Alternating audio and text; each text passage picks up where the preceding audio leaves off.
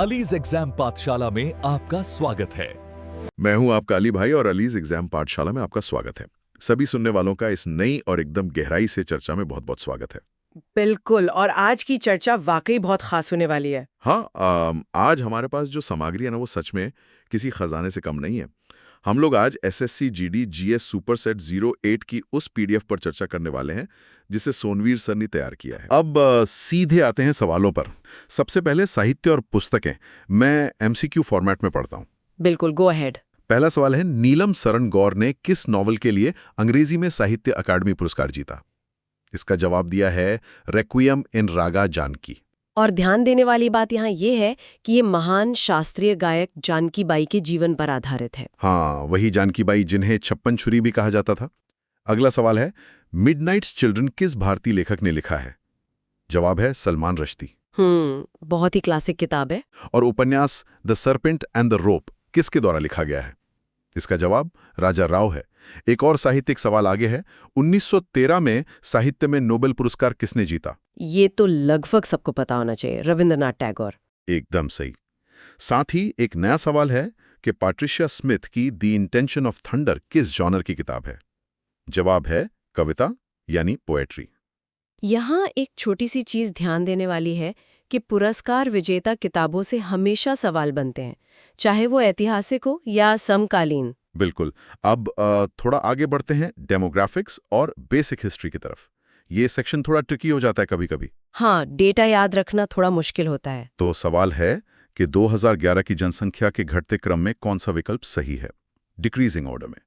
जवाब है सबसे पहले यूपी, फिर महाराष्ट्र, फिर बिहार, फिर वेस्ट बंगाल और आखिर में एमपी। यहाँ टीचर्स नोट बहुत जरूरी है ध्यान में रखना। वही मैं बताने वाला था।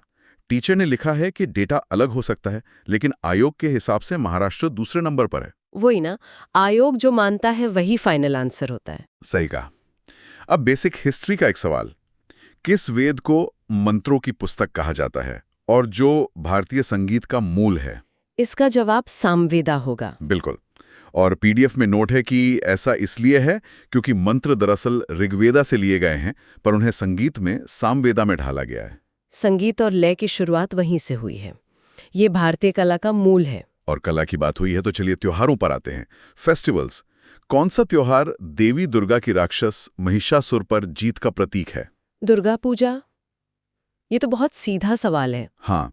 अगला सवाल, कार्तिक महीने में शादीशुदा औरतें पति की भलाई के लिए कौन सा व्रत रखती हैं? जवाब है करवा चौथ। फिर दक्षिण की तरफ चलें तो ओणम त्योहार जो केरला में होता है वो किस उपलक्ष्य में मनाया जाता है? जवाब है राजा महाबली की घर वापसी। ये ऐसी चीजें हैं जो सीधे हमारी परंपराओं से जुड़ी हैं। सही बात है। हेमिस महोत्सव किस क्षेत्र में मनाया जाता है? जवाब है लद्दाख। और त्रिपुरा में 14 देवी देवताओं की पूजा और स्नान और पापों की शुद्धि किस त्योहार में होती है? जवाब है खारची पूजा। खारची पूजा काफी बार एग्जाम में पूछा जा चुका है। और आखिर में इस्लामिक कैलेंडर से सवाल है कि कौन सा त्योहार रमजान के खत्म होने का प्रतीक है? जवाब है ईद उल फित्र। देखो, त्योहार सिर्फ छुट्टियां नहीं है, ये किसी भी भौगोलिक क्षेत्र की मिट्टी और वहां की पुरानी मान्यताओं से जुड़े होते हैं। ये हमें हमारी विविधता सिखाते हैं। विविधता के इस रंग के बाद अब सीधा चलते हैं आर्ट, डांस और कल्चर की तरफ। यहाँ एक सवाल है बुद्ध पूर्णिमा के बारे में, जिसे स्लाइड पर 2 बार हाईलाइट किया गया है। 2 बार हाईलाइट मतलब काफी महत्वपूर्ण है। क्या सवाल है? सवाल था कि बुद्ध पूर्णिमा के बारे में सही कथन क्या है, और जवाब है कि बुद्ध का जन्म, ज्ञान प्राप्ति और मृत्यु तीनों एक ही दिन हुए थे। ये सच में एक अनोखा ऐतिहासिक संयोग है जिसे थ्राइस ब्लेस्ड फेस्टिवल भी कहते हैं। अब नृत्य पर फोकस करते हैं एमसीक्यू फॉर्मेट में। ओडिशी डांस की त्रिभंगा मुद्रा में शरीर में कितने मोड़ आते हैं? त्रिभंगा का तो नाम ही 3 को दर्शाता है। हाँ, जवाब दिया है 3 मोड़, गर्दन, कमर और घुटना। साथ ही पूछा है कि ओडिशा का कौन सा त्योहार ढमसा डांस और ड्रम परफॉर्मेंस से जुड़ा है? जवाब है चैत्र पर्व। और ओडिशा का ही कौन सा डांस कृष्णा लीला का चित्रण करने के लिए प्रसिद्ध है? जवाब है ओडिसी। अगला सवाल देखिए। बोलिए। ज्योमेट्रिकल मूवमेंट और मजबूत फुटवर्क के लिए जाना जाने वाला भरतनाट्यम कहाँ का है? जवाब है तमिलनाडु। भारतनाट्यम की टेक्निकलिटी उसकी लाइन और ज्योमेट्री में ही है। कथकली के बारे में सवाल है कि सही कथन क्या है? जवाब है कि डांसर इमोशन दिखाने के लिए रॉ एक्सप्रेशन और बॉडी मूवमेंट का इस्तेमाल करते हैं। ये डांस अपनी विस्तृत वेशभूषा और चेहरे के मेकअप के लिए प्रसिद्ध है, जो केरला से है। कथकली का मेकअप अपने आप में एक पूरी कला है। बिल्कुल। कर्नाटका का कौन सा लोक नृत्य संगीत, संवाद और वेशभूषा को अनोखी शैली में जोड़ता है? जवाब है यक्षगाना। और थाटकार टेक्निक किस शास्त्रीय नृत्य से संबंधित है? जवाब है कथक। नोट में लिखा है कि यह पैरों का मूलभूत फुटवर्क है, जैसे ताथई ताथई। कथक में रिदम का खेल फुटवर्क पर ही टिका होता है। एकदम। कथन आधारित एक सवाल भी है, जहां विचार करना है। पहला कथन है कि गौरमरिया डांस जन्म और शादी पर होता है। दूसरा है कि मात्सुमोंग बुआई के बाद आराम और खुशी के लिए है। इन दोनों कथनों का उत्तर क्या दिया गया है? यंत्र पर चलते हैं। ध्रुपद और थुमरी गायन किस शैली के अंतर्गत आते हैं? जवाब है हिंदुस्तानी शास्त्रीय संगीत। राग भैरव कब गाया जाता है? जवाब है सुबह या भोर में। बिल्कुल शांति के समय। और हिंदुस्तानी संगीत में मुख्य तार वाला वाद्य यंत्र कौन सा है? जवाब है सितार। और इस संगीत का क्षेत्र पूछा गया है, जो कि उत्तर भारत है।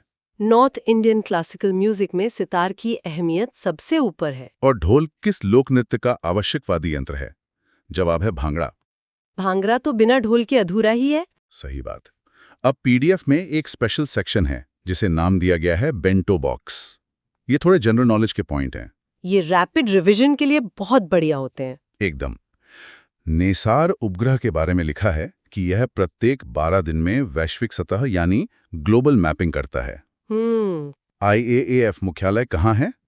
स्टॉकहोम में। ताला नगरी अलीगढ़ को कहते हैं और पीतल नगरी मुरादाबाद को। ये उपनाम हमेशा पूछे जाते हैं। हवा महल की बैल्कोनियां क्या कहलाती हैं? झरोखास। और तमिल, तेलुगु, कन्नड़ा, मलयालम भाषाएं किस परिवार से हैं? जवाब है द्राविड़ भाषा परिवार। ये सारा डेटा एक बार में समराइज कर दिया गया है। अब आते हैं स्लाइड के सबसे अति महत्वपूर्ण हिस्से पर। देश का नया कानून इंडियन लॉ BNS 2023। ये परीक्षाओं के लिए सबसे ज्यादा स्कोरिंग और नया विषय है। बिल्कुल। MCQ फॉर्मेट में देखते हैं। भारतीय न्याय संहिता कब अधिनियमित किया गया? जवाब है 25 दिसंबर 2023। डेट याद रखना जरूरी है। किस कानून ने IPC 1807 की जगह ली है? जवाब है भारतीय न्याय संहिता यानी BNS। इसकी संरचना क्या है? जवाब है 358 सेक्शंस और 20 चैप्टर्स। सेक्शंस पहले से कम किए गए हैं? हाँ। और जेंडर की परिभाषा जो धारा 2-10 में है, उसमें क्या शामिल किया गया है? जवाब है ट्रांसजेंडर। ये सच में एक बड़ा और जरूरी समावेशी कदम है। की चेंजेस को देखते हैं। 0 FIR का लाभ क्या है? जवाब है अपराध स्थान की परवाह किए बिना FIR दर्ज करना। अब लोगों को जुरिस्डिक्शन के चक्कर नहीं काटने पड़ेंगे। छोटे अपराधों या मानहानि के लिए नई सजा क्या है? जवाब है सामुदायिक सेवा यानी कम्युनिटी सर्विस। ये पहली बार भारतीय कानून में ऑफिशियली लाया गया है। धारा 152 को लेकर क्या बदलाव है? जवाब है देशद्रोह हटाकर अब राजद्रोह लाया गया है। इसका फोकस भारत की संप्रभुता, एकता और अखंडता पर है। बिना किसी पॉलिटिकल पक्ष के निष्पक्ष रूप से अगर देखें तो ये एक बड़ा ऐतिहासिक बदलाव है। कॉलोनियल युग के कानून को मॉडर्न सोसाइटल ज़रूरतों के हिसाब से अपडेट किया गया है। खासकर 0 FIR और कम्युनिटी सर्विस जैसे प्रावधान आम नागरिकों के लिए बहुत बड़ा बदलाव है। सही कहा आपने। BNS पर आखिरी 2 सवाल। संगठित अपराध क्या है? जवाब है जब अपराध किसी सिंडिकेट या गिरोह द्वारा किया गया हो। और मॉब लिंचिंग के लिए अधिकतम सजा क्या है? जवाब है मृत्युदंड या आजीवन कारावास। इन कदमों को उठाना सामाजिक सुरक्षा के लिए महत्वपूर्ण था। चलिए BNS के बाद महत्वपूर्ण सरकारी योजनाओं पर चलते हैं। इन स्कीम्स के आंकड़े याद रखना जरूरी है। स्कीम्स की डिटेल से हमेशा डायरेक्ट सवाल आते हैं। पहला है प्रधानमंत्री सुरक्षा बीमा योजना। इसमें जोखिम कवरेज 2 लाख रुपए है, मृत्यु या पूर्ण विकलांगता पर। प्रधानमंत्री वया वंदना योजना की पात्रता क्या है? 60 वर्ष या अधिक। अटल पेंशन योजना का आयु वर्ग 18 से 40 वर्ष है, जो बुढ़ापे में सुरक्षा देता है। और इसमें उम्र के हिसाब से प्रीमियम तय होता है। और आखिरी योजना प्रधानमंत्री श्रम योगी मानधन योजना किसके लिए है? असंगठित क्षेत्र के श्रमिकों के लिए। असंगठित क्षेत्रों को पेंशन के दायरे में लाना आर्थिक सुरक्षा का बड़ा हिस्सा है। बिल्कुल। अब हम लगभग आखिर पर हैं। आखिरी कुछ स्लाइड के सवाल हैं, फाइनल क्वेश्चंस। जीडीपी में सर्वाधिक योगदान किसका है?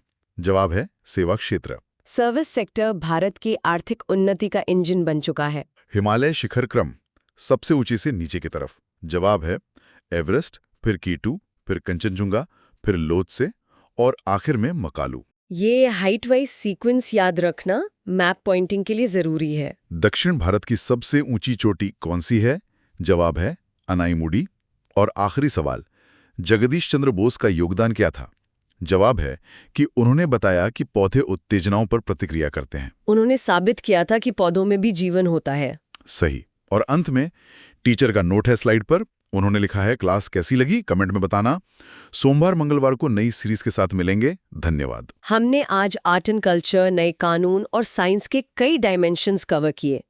सबसे दिलचस्प बात यह है कि कैसे समाज समय के साथ विकसित होता है, चाहे वो आईपीसी से बीएनएस का सफर हो या सदियों से चली आ रही ओडिसी और कथाकली जैसी कलाएं जो आज भी जिंदा हैं। यही आज के इस गहराई से विश्लेषण का सबसे बड़ा टेकअवे है। मैं बस एक सवाल छोड़कर जा रहा हूं सभी सुनने वालों के सोचने के लिए। बोलिए। अगर कानून और नियम समय के साथ बदलते हैं तो अगला बड़ा बदलाव हमारे देश के किस क्षेत्र में होना चाहिए, इस पर विचार जरूर कीजिएगा। तो चलिए दोस्तों, आज के इस सफर को यहीं समाप्त करते हैं। जय हिंद, जय भारत।